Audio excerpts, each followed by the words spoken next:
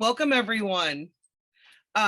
So my name is Louise Jett, and we're going to go around, and if you want to, you can introduce yourself and just in like one sentence, one or two sentences, tell me why you're here. So I am a leader in training with the American Ethical Union, and I am the social media manager at the Ethical Society of St. Louis and the Ethical Culture Society of Westchester. And I also love history, and this is a topic that I love to explore. So the 1619 podcast, the reason why I'm here, I think it is a phenomenal podcast, and I wanted more people to listen to it. So this is actually the second time I'm facilitating these sessions in order to explore the 1619 podcast, and I am so grateful that you are all here with us tonight. So who would like to just say their name and kind of why they're here? My name is John Marshall. I'm with the Philadelphia Ethical Society, and I'm on the Ending Racism Task Force. And we're a very active committee. Okay, thank you. Welcome. I'm Paula Rochelle. I'm with the Ethical Culture Society of Silicon Valley, and I'm here because I want to educate myself in an area where I need a lot of self-awareness. I'm Jan Broughton from the Ethical Society of the Triangle down in North Carolina, and we were the epicenter of the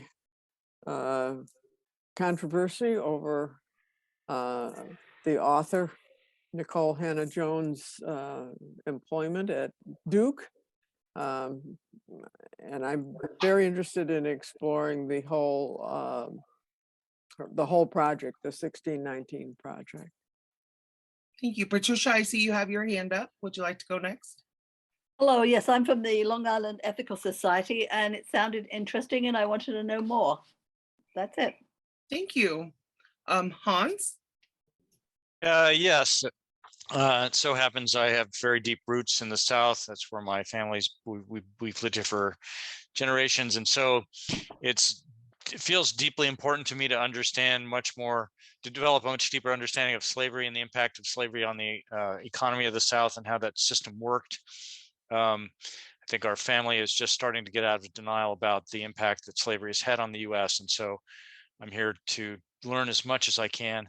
Also, I've been a member of the Austin Ethical Society for about 5 or 6 years and involved in the anti-racism work that we do at Ethical Society of Austin. So I want to learn more and take my back to our group.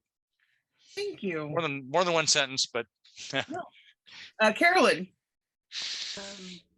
I'm Carolyn Parker.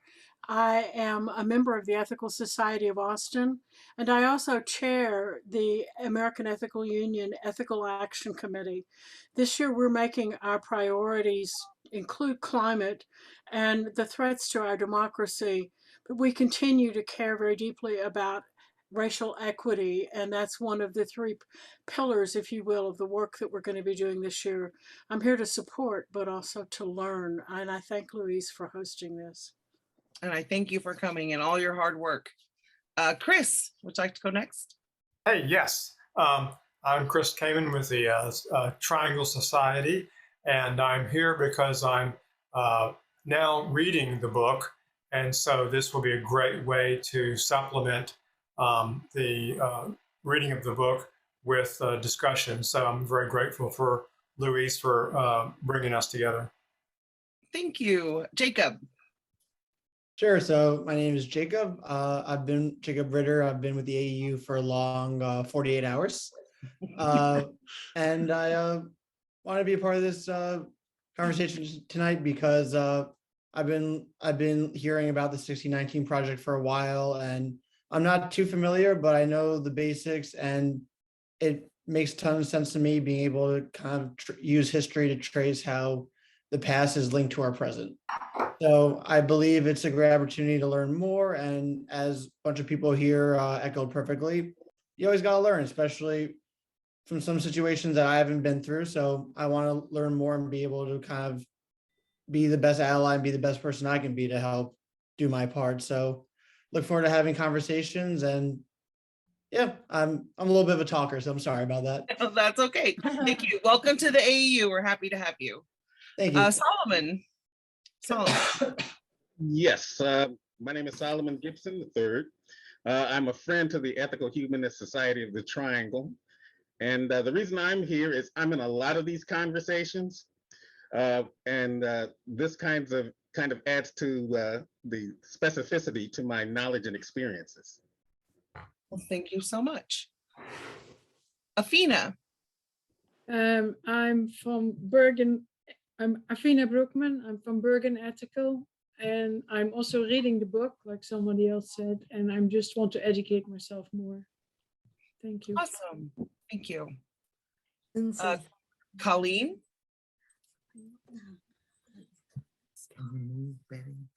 Muted. There. I'm Colleen. I'm from the Ethical Culture Society of Westchester. I just received the book, haven't started reading it yet, but I was blown away by the podcast and the magazine before it. So I'm looking forward to learning more in dialogue about it. I have a secondary interest in learning how to discuss podcasts. I got a meta interest in that. Awesome. So you're going to see my organizational skills at play tonight, and hopefully you're impressed. Thank you. Richard. Hi, everybody. So I'm Richard. I'm a leader at the Long Island Society and also one of the leaders at the New York Society and a longtime member of the Westchester Society. So you see, I'm collecting societies. This has been a journey for me of learning and appreciating our racial history in America, starting basically only a few years ago. We put together a program with the New York Society we called it Race and Society, which was a several-year program of reading and discussing. And I've read several of the 1619 essays, and I'm really interested in hearing discussion about it. So I'm happy to join. Thank you. Dror, did I say that correctly? You did, Louise. Thank you. That was very good for a beginner. I'm from Brooklyn. I've been around for a long time. I know quite a few of the people here. It's terrific to be together. And I love these Zoom communities and seeing each other's homes. It's really wonderful. I'm very, very surprised at how this became controversial and politicized. And it shocked me. It like threw me back for a loop. I thought like when it was printed in the New York Times, I thought, what a no-brainer, like it was good, a no-brainer, like this is what we need to be doing. And that it's now part of something controversial that anybody's questioning, that we need to talk about this and be aware of this, and is like, it blows me away. So I'm very interested in kind of like hearing it, maybe even hopefully also like what's wrong with this country that we need to debate whether this is something we need to talk about. Like, there's something really wrong. It's like history is history. Anyway. Yeah, that's it. Some Thank good you. points. Thank you. Charles and Dorothy, or Charles Dorothy? That's right, Charlie Dorothy. Okay. I'm from the Ethical Triangle in Raleigh, recently retired as an attorney from South Dakota.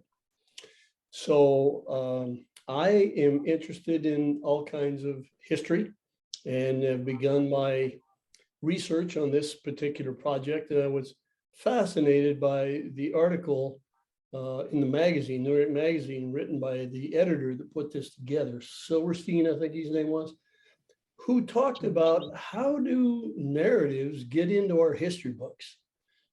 Who are the people that make the decisions as to what we are taught about history? That very much fascinates me. And this hopefully will begin to educate me more about something I never knew about because it was never in the textbook. That's right. Yeah. Thank you. Devin. Hi, I'm Devin Davidson. I'm an interloper from a local church in Cambridge, Massachusetts. And for a while now, I've had in the back of my mind the possibility of leading a discussion group on the 1619 project, both at my church and then another organization I'm part of. And so when Lindsay Luke told me about this, I'm really interested to hear how you go about doing it. So, And since you're the second person to bring that up, I will willingly share my slideshows with anyone, and I'll give you all the curricula that I put together. So if you are interested, thank you. Please email me, and I will share freely all the educational materials I gathered, because I got them from all other places too. So thank you. You're welcome. Lindsay. I'm Lindsay Luke. I'm a member of the Washington Ethical Society, but I now live in Somerville. So I'm glad to have chances to be in touch with people. I'm very interested in this topic. I've been reading Black history and whatnot for decades now. And I too was amazed that this became so controversial. I'm looking forward to reading every word of it and thought this would be a good way to get started. Awesome, thank you. Martina. My name is Martina Brunner. I'm from the Westchester Society, and I've just got the book recently and started it, and I'm just looking to become better informed about this whole episode in our history. Thank you. Norma. Hi, Louise, and hi, everyone. Norma Vapalitza from the Ethical Culture Society of Westchester. Okay. And I echo just about every sentiment that the others have expressed tonight. I'm sort of an amateur student of history and especially interested in the impact of slavery in our country. So I'm very much looking forward to supplementing what I already know with what I don't know. And thank you, Louise, for taking us on this journey. Thank you for joining us. Is there anyone else who wants to introduce themselves or say anything? Okay. Yes. Thank you, Betty. I do. My name's Betty Chia Carroll, and I read through half of the New York Times thing, and I really found it fascinating. And then somehow it disappeared from my house. And so I turned to the 1619 Project book, which isn't quite the same. And I thought it'd be fun to delve into some of these issues with other people. Yeah, and I do believe there's a PDF version of the print publication, and I can share that with when I share other resources with you all. So. Oh, thank you. I'm Hank Gassner, and we're both from Northern Virginia. And really, I'm here because I'm interested in the topic. Yeah. Well, welcome. Anyone else? I think Brenda has her hand up. Okay, Brenda. Hi, I'm Brenda Trickler. I'm with the Humanist Society of Iowa. I guess you could say I'm a wannabe academic. I had intended to go into academia for a history and English literature interdisciplinary doctorate, but that was some years ago, and it's just, you know, academia is a whole other problem as far as, you know, getting tenure and supporting yourself and paying for all that debt. So I'm having to turn history into a personal interest. Well, thank you for joining us. Okay, so let's go ahead and get started. I mean, we've started, but now let me get back to my presentation here. And I just want to welcome you. And again, thank you for being here. And this is directly the purpose from the 1619 Project. It's kind of the definition, and we are here to explore this project, the podcast. I like the podcast a lot. I think it's a great place to dive in, and each episode is really meaningful. So I just want to start with kind of how the 1619 Project defines itself. It's an ongoing initiative from the New York Times Magazine that began in August 2019 on the 400th anniversary of the beginning of American slavery. It aims to reframe the country's history by placing the consequences of slavery and the contributions of Black Americans at the very center of our national narrative. And here we see an image of a bulletin board created by the University City High School students during their investigation of the issues explored in the 1619 project. Before we get started into our discussions, we just did our icebreaker, but I do want to talk about our community norms. So we're gonna watch a video. We're gonna have a little poll. We're gonna watch a little 13-minute video. We're gonna go into breakout rooms. We're gonna come back and share kind of some of the things we talked about in our breakout rooms. But I would just invite you to be fully present, to speak from the I perspective and to speak for yourself, to be self-responsible and challenge yourself, to listen before jumping in, to focus on the podcasts and the videos that we're covering in our meetings and the concepts. There will be lots of a broad focus, but and then lean into that discomfort that you might feel. Take some risks. I say, you know, be raggedy, be ready to make some mistakes. Don't judge others. Treat the candidness of others as a gift, and we'll honor each other's confidentiality. We are recording this, but will only be shared internally for those who miss a session or two. And then no shame, no blame, no guilt. We're here to learn, and you don't know what you don't know.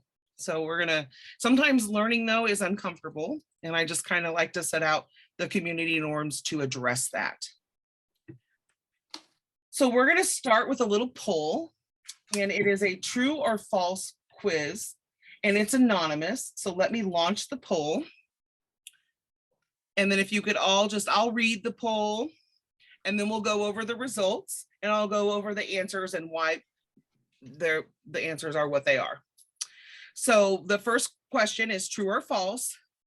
States' rights led to the Civil War. False. What are we supposed to do? And do you see a poll should have popped up on your screen? Yeah. We're taking a poll, and it's true or false. And the first question is states' rights led to the Civil War, true or false? And then the second one is true or false. People who were enslaved were workers. And number 3, true or false. Slavery existed in every colony. Number 4, true or false, slavery wasn't that bad. False. I'm going to give everyone a few minutes to answer the poll. The answers are pouring in, and then we'll go over the results, and then I'll go over the answers. I don't see question number 4. What am I doing? You scroll down. Okay, I'm sorry. Nope, that's okay. Please, if you have a question, just ask. I'll be happy to help. Okay. Yeah.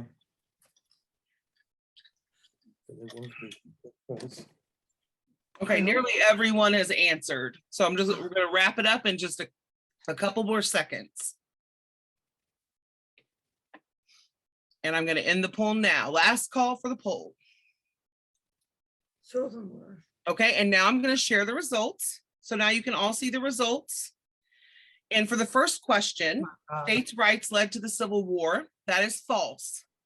Many states in the South have had school curriculums that emphasize states' rights, the right of states to follow their own rules rather than those of the federal government, as the main cause of the Civil War. But the right that the South fought to protect, to declare that Black people were legally property, that is rarely clearly identified as the chief cause of the conflict.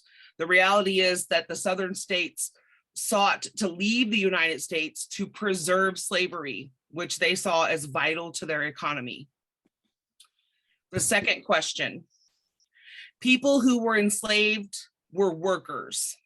This is absolutely false. Describing someone as a worker implies that they are voluntarily working. And one of the largest textbook publishers in the country was recently criticized because there was a passage in the book of a world geography textbook, and it said that the African slave trade brought millions of workers from Africa to the southern United States to work on agricultural plantations. When in reality, enslaved people were not workers. enslaved people were forced to work without pay, and they were considered property by law. The next question, slavery existed in every colony. This is true. Many wrongly believe that slavery only existed in the South. When schools teach the history of slavery, they often focus on the Civil War, which can lead to a misunderstanding that slavery only existed in the Southern states, when in reality, slavery existed in every colony. Although Northern states abolished slavery by the early 1800s, before the Civil War began. Right. Slavery was not abolished in New York until 1827. And then finally, true or false, slavery wasn't that bad. And that was actually a myth that was perpetrated. And of course that's false. You know, until last year, some students at a Texas high school had a textbook that stated that enslaved people were not terribly unhappy with their conditions, because they had some kind of generous owners who didn't beat or kill them. You know, in reality, slavery was violent. In the form of slavery that we had in the United States was especially violent, especially a painful way of life. And the very basis was racism and oppression through mental and physical brutality. So people who were enslaved suffered a variety of abuses, from savage beatings to the threat of being sold or separated from their families. Leaving the violence and degradation out of school lessons and out of our conversations shields us, and it shields our children's innocence, but it preserves the legacies of our celebrated heroes who were enslavers. So, for example, some textbooks depict George Washington as a kind and generous owner because he eventually freed his enslaved people. But in all actuality, that didn't happen until after he and his wife died. And even enslaved people who worked on President Washington's plantation, which was Mount Vernon, including his personal assistants, they all tried to escape. So just a little poll quiz to start off, to get your mind thinking about these concepts and the things that we've learned, you know, while we were in school and as adults. And please kind of take those things with you into your group discussions. But before we go into group discussions, you might not have known this, but the 1619 Project has a movie. It's a 13-minute movie. We're going to watch it now. And while we watch it together, I want you to consider these questions.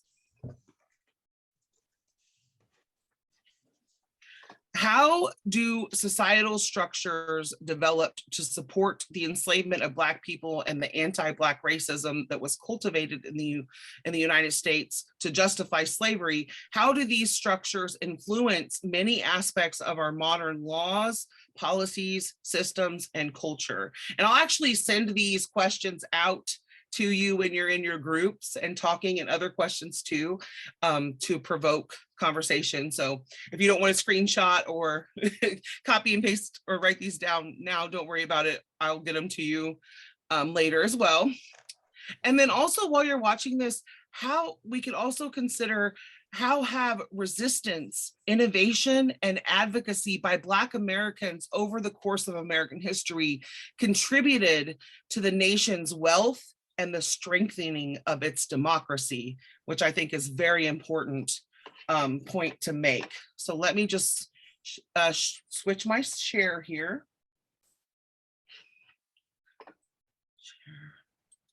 I've revealed my love of The Legend of Zelda now. And let me go ahead and start the video. And let's watch it together, and we'll have time to talk after.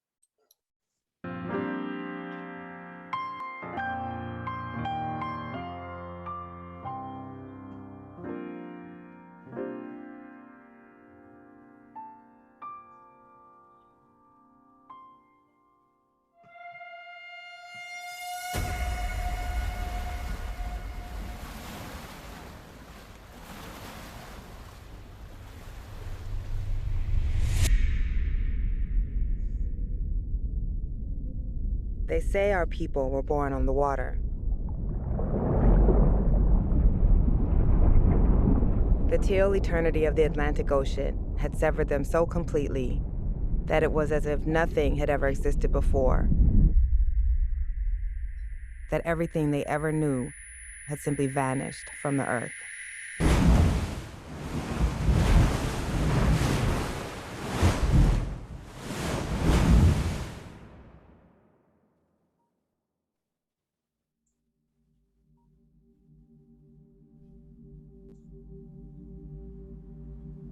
I grew up in the Midwest. I really saw the landscape of inequality through my school bus windows. The houses started getting nicer, the streets were repaired. And I just remember that the narrative about Black people just did not match what I saw in my daily life.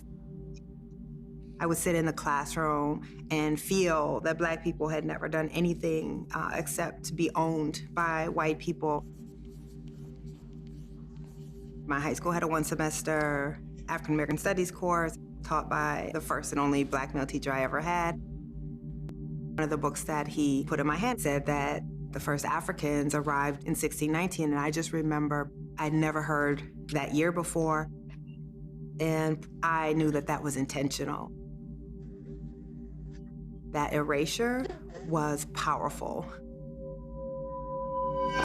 I don't think that we tend to think of national memory as something that's intentionally created. We know about the Pilgrims. We know about George Washington cutting down the cherry tree. 1776, that sets in motion the founding of what would be the most liberatory democratic experiment in the history of the world. We were a country based on these freedoms, and that these freedoms are shared by all Americans. Well, the only way that you can believe that this country was the most liberatory, democratic nation that the world has ever seen is to, of course, erase the indigenous people who were already here. You, of course, have to ignore the enslaved Africans who arrived in the colony of Virginia in 1619, only 12 years after the English landed Jamestown. We're taught very, very little about slavery. In 8th grade, we debunked the myth that slavery caused the Civil War. Instead, we learned the southern states felt as though their rights were being encroached on by the northern states. The vast majority of high school kids don't even know that the Civil War was fought over slavery. I couldn't believe the worksheet referred to enslaved people as African workers. In the 5th grade, I was one of 3 Black girls in the class, and all 3 of us were assigned to be slaves during a presentation. In 7th grade, my teacher announced that the Civil War had absolutely nothing to do with slavery. All wars are fought for economic reasons. We largely erase those narratives from the story, and therefore say that those stories are not important in the America that we ultimately became.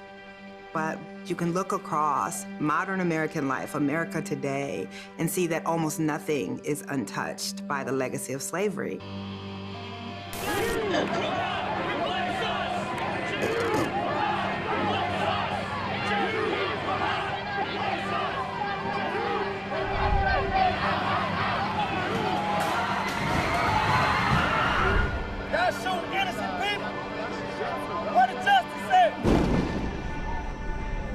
Of course, the easy ones are things like the criminal justice system, where we know Black Americans are disproportionately represented. But what we don't think about is that slavery and the anti-Black racism that comes out of it has also led us to be the most carceral nation in the world. Why don't we have universal health care? Why do we have the shortest maternity leave, lowest minimum wage, lowest labor union membership? Support for social safety net programs declines amongst white voters if they think large numbers of Black people will benefit from them. Highway systems in areas that had significant numbers of Black Americans were largely designed to divide white communities off from Black communities. So when you're sitting in traffic, wasting your time, and our legal system is rife with laws that explicitly discriminate against Black Americans, and now in many ways implicitly. Our educational system is clearly a system that comes out of anti-Black racism. Schools that have resources are unsurprisingly majority white. If you really look, there's virtually nothing that you can see in this country that has not been touched by this legacy, but we have chosen not to really look. We have to tell the truth. And I think this country owes a great debt to Black Americans for actually forcing, often through their blood, through their death, through their martyrdom, this country to try to live up to its democratic ideals. It wasn't merely an idea on paper, but it was something that had to be made manifest for all people. Black people have been the true perfecters of democracy. Black people were the original abolitionists. Black people who are coming out of slavery are pushing for America's first civil rights law, which gets passed in 1866.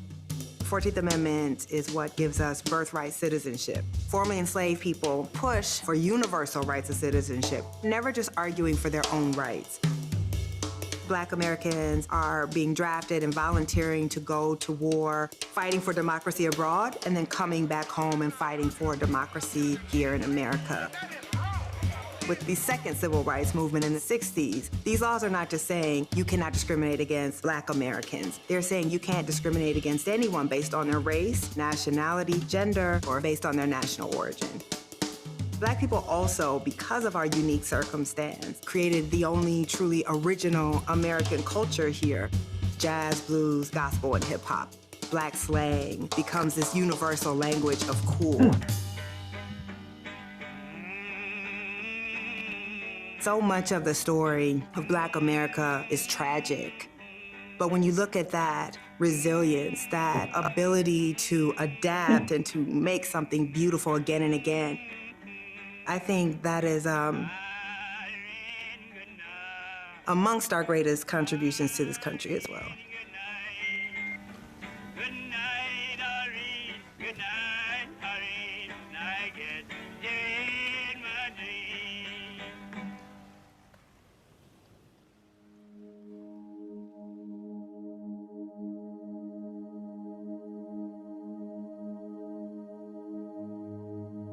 The 1619 Project is a massive endeavor by the New York Times to fundamentally reshape the way that we see the American story.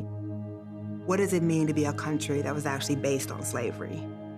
What would it mean for us if we consider 1619 our true origin and not 1776?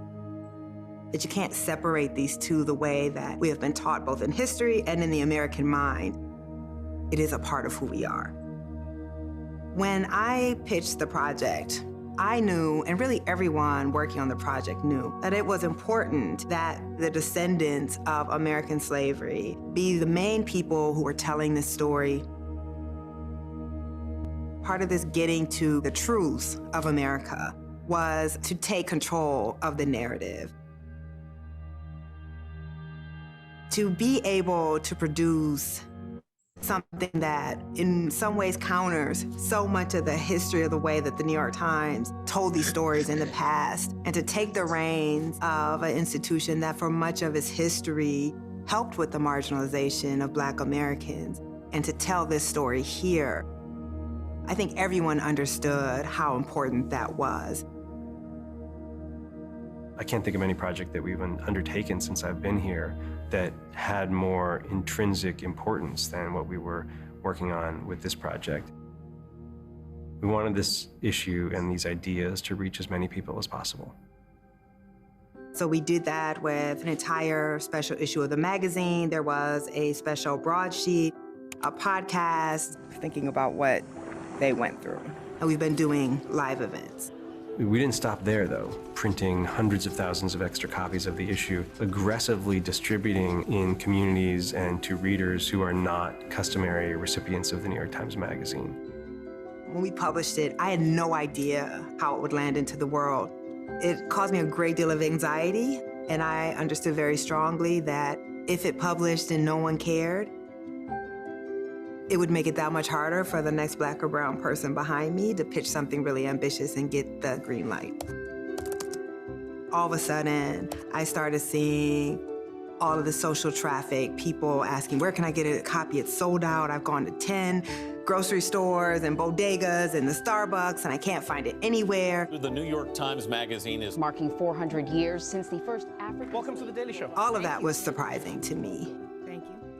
She's a staff writer for the New York Times Magazine and author of the 1619 Project. The way that educators have embraced the project has been really, truly shocking and really the most fulfilling thing to me. We know that it's being taught in every state. There are 7 school districts that have made it mandatory high school curriculum. And I remember the first time I gave a talk at a high school in Chicago, and this young man wrote his own essay in response to my American democracy essay. And afterwards, he came up and told me that he had never felt like he could call himself an American before, and now he feels like he can. Sorry.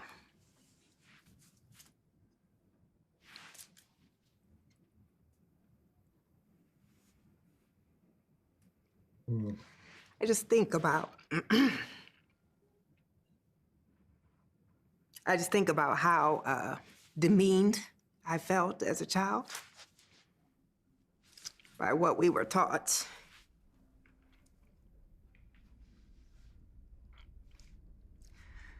And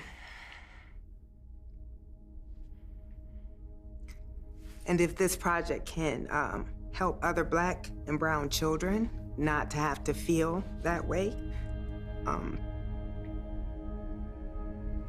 then I will have done far more than I ever thought possible. So we are as American or more American than anyone else. No one has a right to deny us that. We certainly shouldn't deny it of ourselves.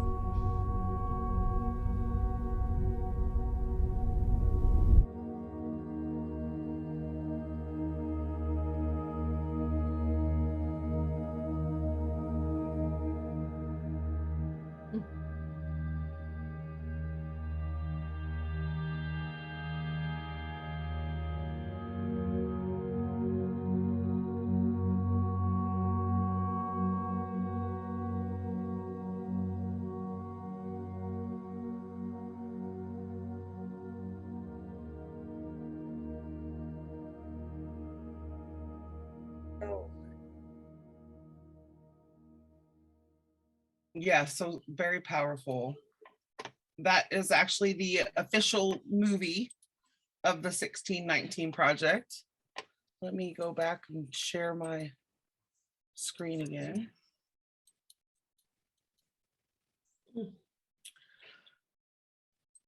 So I think that's a really thought-provoking video, and especially in light of some of the questions that I asked you to consider. We're going to split up into breakout rooms. There's about 5 to 6 of you in each of the breakout rooms, and we're going to come back together around 8:30. I usually give a half an hour. It's only 1/4 after. So around 8:30, I'll call you all back. I'm going to hop into the different rooms. And then when we come back, let's make it 8:15 my time central. Or let's make it, wait, I'm getting confused now. It's 7:15 here. It's 8:15 there. So let's make it 8:45. How's that? Well, I'll give you 20 minutes in the breakout room. I'm tired of doing math. And then you can share key concepts. Yeah, okay. Key concepts, closing comments, and any questions will happen after that. And now I want to give you time if someone from your group wants to talk, if more than a couple people from your group want to talk when we come back. I would love to hear about your discussions. But I want to break it down and give you all a more intimate space to discuss your ideas.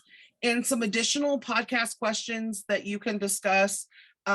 What moments or facts stuck out to you most during the podcast and why? And when we come back together, I'll reiterate these questions again. And like I said, I'll send them out to you while you're in your breakout room. What emotions did you feel when listening to the podcast or watching the video? What were your overall thoughts about the episode or about the 1619 Project as a whole?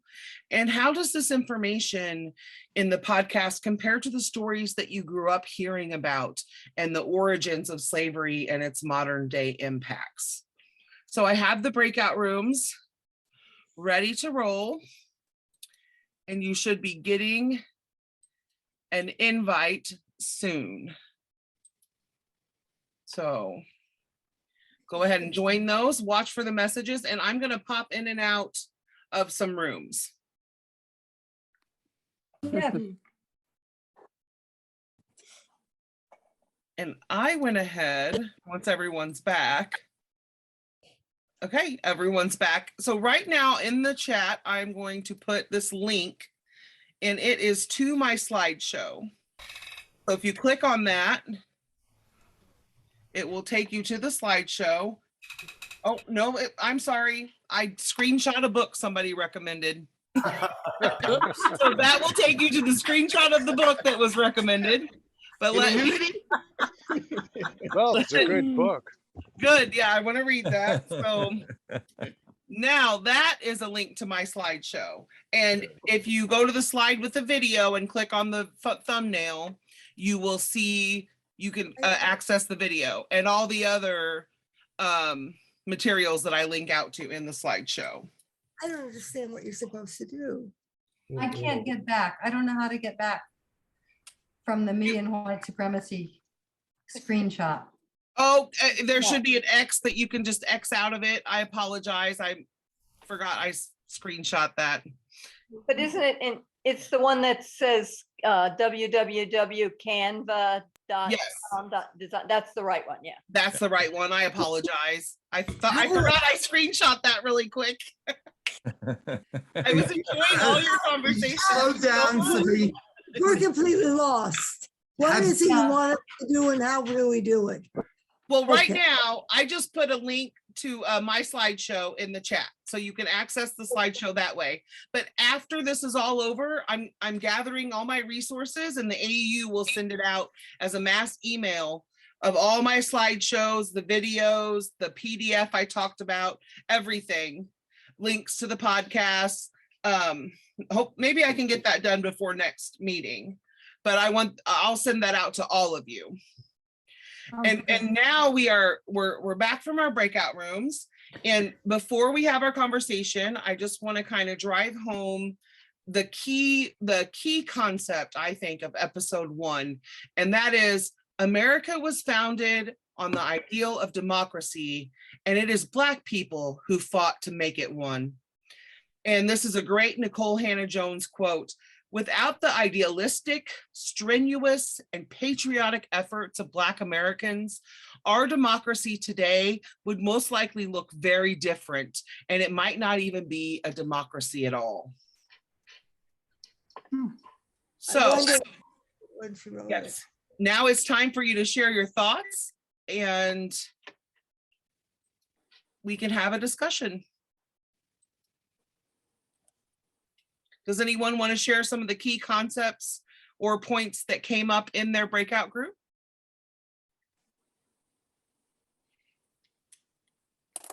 Hey, Dorothy, would you address that issue that we raised about, well, what can we do about this? Particularly in terms of the education that of our young people that we can affect in our own homes, in our own towns. That's a great question. I think the end racism teams that you'll find at a lot of ethical societies are wrestling with that question right now. Hans. Oh, I have an answer to that question right here. And of course, I'm speaking about local resources, but I bet if y'all can do your research and wherever you live, you can find similar resources. But I actually was in the process of composing an email to an organization called the Fair Defense Project. I just finished my paralegal certification, and my hope is to work with them at least as a volunteer, if not professionally, in helping people who've been impacted by the cash bail system and by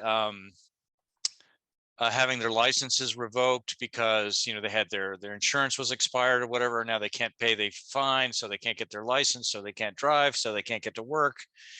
It's a perpetual cycle here in Texas. It's probably true a lot of the country. And so that's just one example. And in working with organizations that do that, and it does affect young people who are starting out and they're just getting started. So that's just an example, is look for projects that address the bail and incarceration, the systemic incarceration of people of color. Absolutely, thank you. Solomon. Because he mentioned it, I'm going to piggyback on that just a little bit. And what happened in Florida should be going on across the country, and that is the reinstitution of voting rights for prisoners. Yes.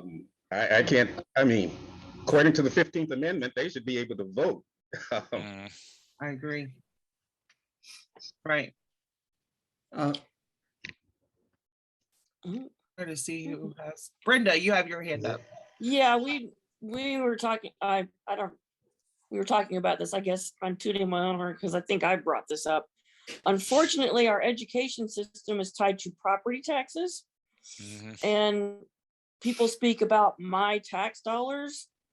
So that that explains poor neighborhoods don't have the real estate value and therefore don't have the tax base. And as long as that's the case, fixing the education system and, things like that are going to be really difficult. I agree. In much the same way, like in that 13-minute video talking about, there are white people who don't like the idea of universal health care or a higher minimum wage because they don't want Black people to have it. The same is true as of education. They don't want their tax dollars being spent to educate, those people. And one of the equity issues with schools is having those schools in the neighborhoods, physically in those neighborhoods where their community members work and teach and, and live nearby. That's also a really important part of that. Kathy. I was just going to say, the Baltimore Ethical Society, we partnered with the South Baltimore Community Land Trust, which is a Black and brown neighborhood, but they sit downwind of an incinerator. And so we are helping to try to get legislation passed to shut down the incinerator. And we are also doing different things with their community, they have a community land trust and supporting them in the effort to build affordable housing to keep people in the neighborhoods. They aren't renting, they can buy, and it can't be gentrified and things like that. So what we did was we found an organization that we could partner with so that we could help to bring justice that way. Good. Yes. Thank you so much. Jacob. Yeah, I think especially, I just want to make sure I get names right. What Kathy said, and I think what people have been reiterating is, I think it goes down to the most local levels where you can really make the impact. It reminds me of when I was watching a video that talked about, well, voting in presidential elections is important, but what really affects you? It's people that represent you at your state levels, at your local levels, and the cities you live in. So I think it's being able to, we all want to live in a better country, better world, and better nation, but how do we start really making an impact? It's kind of breaking it off piece by piece. You got to start somewhere. So I think people like Kathy talking about, and I think Hans was his name, talking specific examples, concrete examples of going to the communities that you live in and reaching out and starting bit by bit, because once you start somewhere, then the next part can happen, and it just takes a domino effect. You just continue to put one foot in front of the other when trying to make change. Yeah, and there's a ripple effect. Yeah. Dior. I'm totally with what you said, Jacob, and I would say it's not even state, it's school board elections, and it was a specifically strategy, starting with Ralph Reed and the moral majority types to go after school boards, and we're seeing that the fight is in school boards, and I think that we don't have a response in saying, who do you want to decide what books your kids are going to read, these maniacs or the professionals? When those people come there and act crazy in the school board meeting, that's the perfect opportunity to say, do you really want those people deciding what your kids are going to read? These people who threaten your children, who threaten the school board members, who threaten the principals and teachers. So it's not just grassroots on the state level, it's very, very, very local and attending school boards. And what Brenda was saying about the connection with the tax bases and real estate taxes, I know that that's the way in Long Island. Like if you happen to be in a town that has businesses, you have a nice school. And if you're in a town with older residents, you're in trouble getting the money to educate your kids. And I just wanted to say also that I was happy, I said it in the group and say it very, very quickly. I was in another session today about Poland and the Holocaust, and they made it illegal in Poland to teach the Holocaust as the Polish people being somewhat involved. And this is what's happening here. It's going to be illegal to teach critical race theory, the 1619 project, and these things. And we have to, it was very optimistic, that quote you put up there, Lois, about that Black people fought for democracy. It's a losing battle. If we think we're winning because Black people fought for it, look again, look around you. We're not winning this battle. We're I in big disagree trouble. with you. I disagree with you because I read somewhere in the last couple of days a statement that said that the last time that the majority of white voters voted for the liberal candidate for president, for Democrat, I guess, was in 1964. And when I read that, my sense was, well, good. Then if this is a nation that's going to become a majority brown and Black, there's hope for democracy. And so we just have, I mean, I really feel that way about it. I mean, it's a question of getting people on board to see a Black and brown community to see that it's worth their while to go to vote. And so whatever was left of voting rights, I mean, we're gonna have to play it for all it's worth, and because that's our only hope.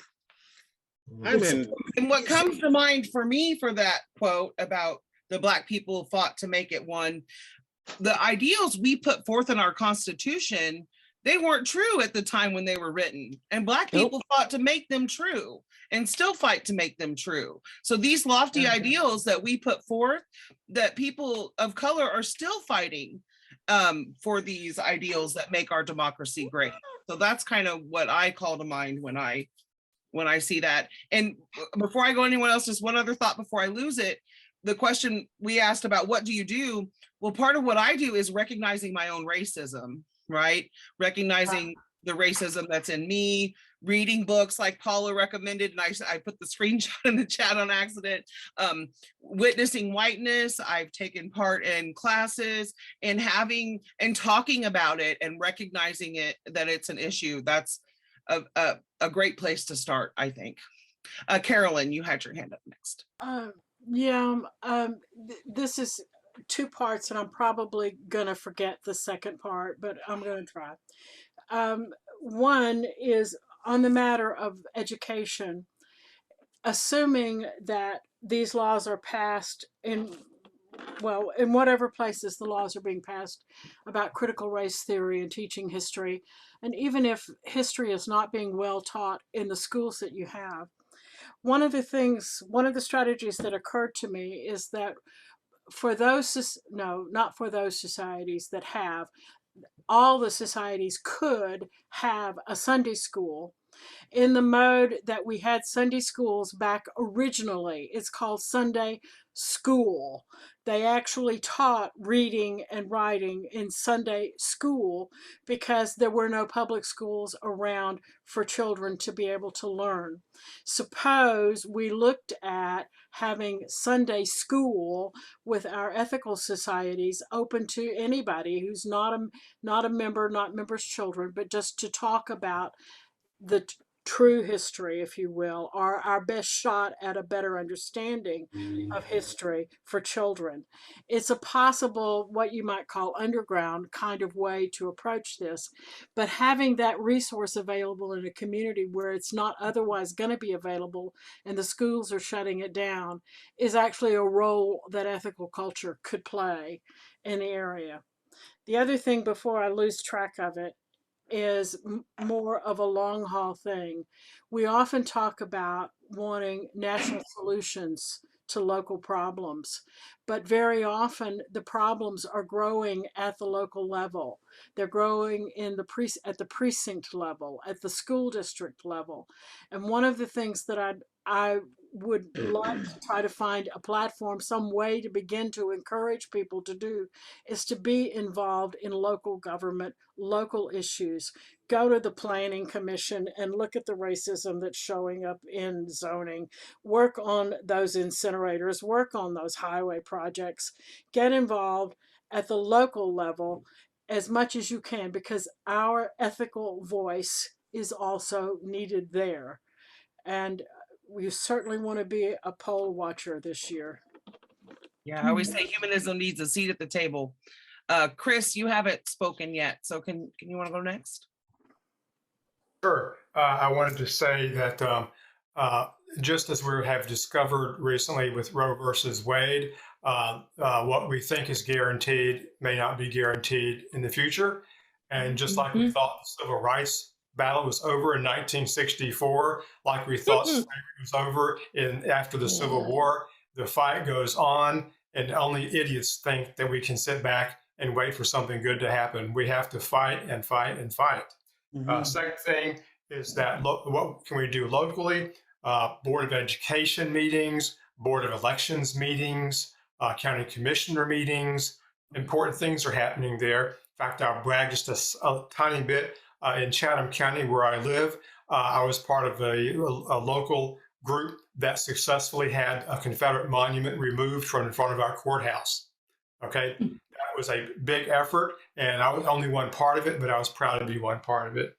And lastly, if you've got any extra money, which I imagine some of us do and some of us don't, give your money to the ACLU, Southern Poverty Law Center, the NAACP, support historical Black universities. Okay, there's lots of things you can do. So anyway, I'll stop. Thank you, Chris. Solomon, you had your hand up next. Yeah, I tend to live in two camps. One, I really want to reemphasize voting, because in large part, as has been discovered, there's leadership that doesn't care. That doesn't care that you protest, that doesn't care what you think, and will do what they're going to do. The populace needs to become involved, educate itself, and vote for the proper leadership at every level. Get to those boards of education and those school boards and whatnot, and put the people in that are going to decide to do what you want them to do and what needs to be done, up and down the scale. The next thing and this is just generally speaking and kind of an opinion, because I said this in a chat room, but I'm not quite sure. I don't want to necessarily make Blacks loftier and having more responsibility. The notion of this fight for democracy and taking credit for America recognizing it is a pretty heavy duty responsibility to place on any group in carrying that water. I tend to see it more as, yeah, that's an underlying theme because that's what white people promised. But what choice do any of us really have as far as surviving in this country? What choice did Blacks have but to fight for that ideal? Since they put it down on paper, well, darn it, we can now point to it and ask for it as a means of surviving and improving our lives. And so there's kind of a toss-up as to the motivation, but ultimately I don't think it really matters.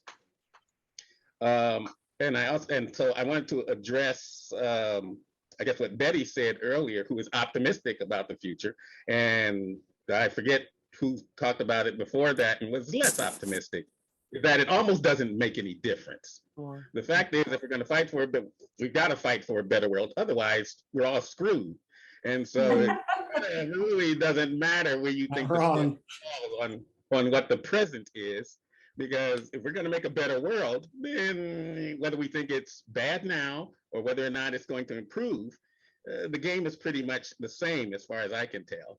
I tend to be somewhat optimistic, but I've also lived long enough to be pragmatic and to desire and to believe that we should be at a further along than we are today. And I recognize the saboteurs that are making an active effort to prevent progress. And I believe that we need to recognize that it's not just momentum or just some inane racism or desire, but that there are people that are actively working against what this country promised itself to be, and those of us that are working to make it so, and that they're dangerous, and we've got to be at least aware of that activeness. Yeah, and some of those people benefit from white supremacy, but white supremacy hurts us all. So a lot of them don't. So yeah, thank you, Solomon. Brenda, you have your hand up next, and then we'll go to Han. This kind of chimes in on what's been said already. There's a line that Martin Luther King used about the arc of history is long, but it bends towards justice. And that always kind of bugged me because it doesn't bend of itself. That's right. You know, it's up to us. It does not bend of itself. It needs to be bent, and that requires work. I mean, I get why he said it in the context that he said it to encourage his followers and all that. But, you know, in point of fact, it does not bend itself, and it requires sustained effort. I mean, the good news, though, is that there's more than just a few of us. And, you know, you can do your bit for a while, and then somebody can spell for you, and, you know, if you need a break, because, you know, if COVID has taught us anything, it's that burnout is a thing, right?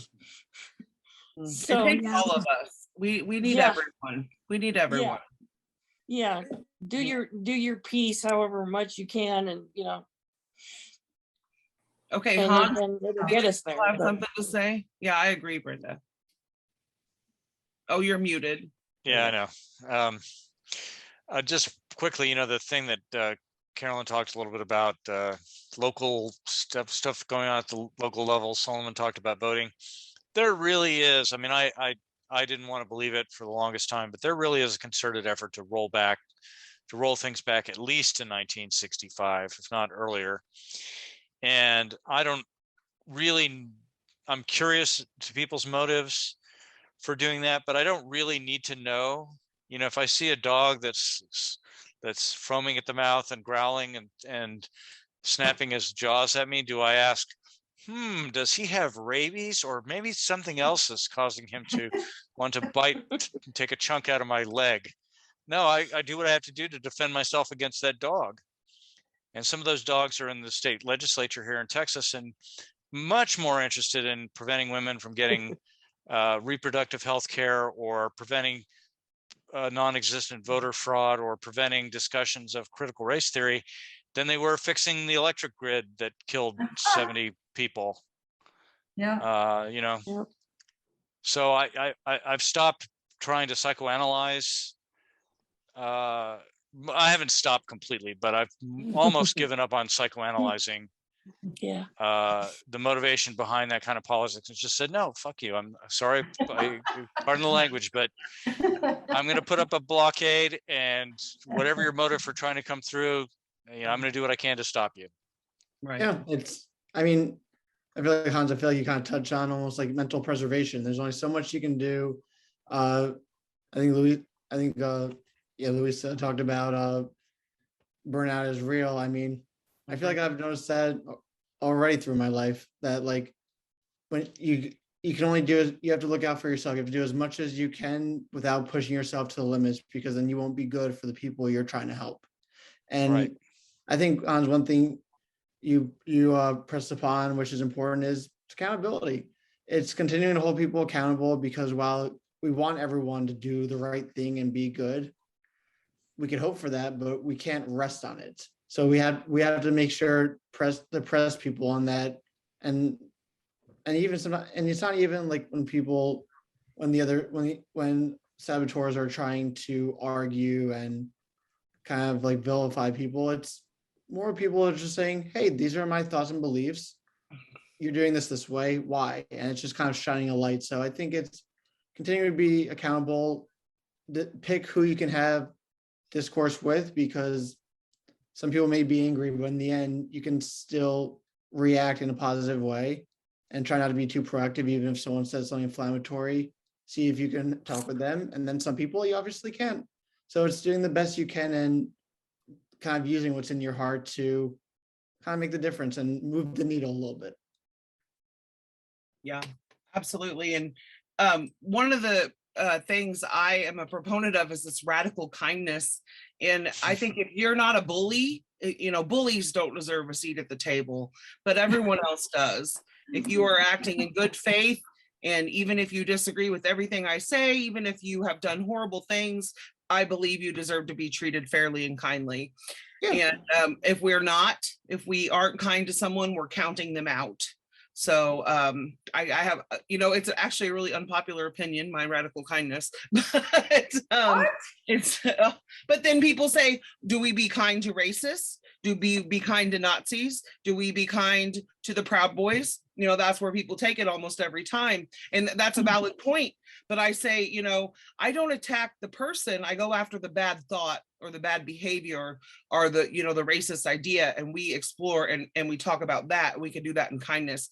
When we are unkind or we go after the person instead of the thought or the behavior, we're ostracizing them. We are going to make them more radical. We're counting them out. And I honestly believe we need everyone. This has been an awesome conversation. Does anybody have any last closing thoughts?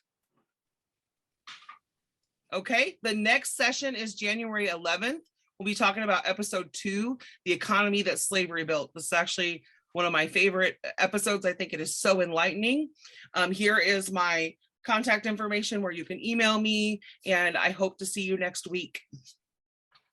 Thanks, Louise. Thank you, Louise. Thanks, everybody. Thank you. Thank you, Louise. See you next week.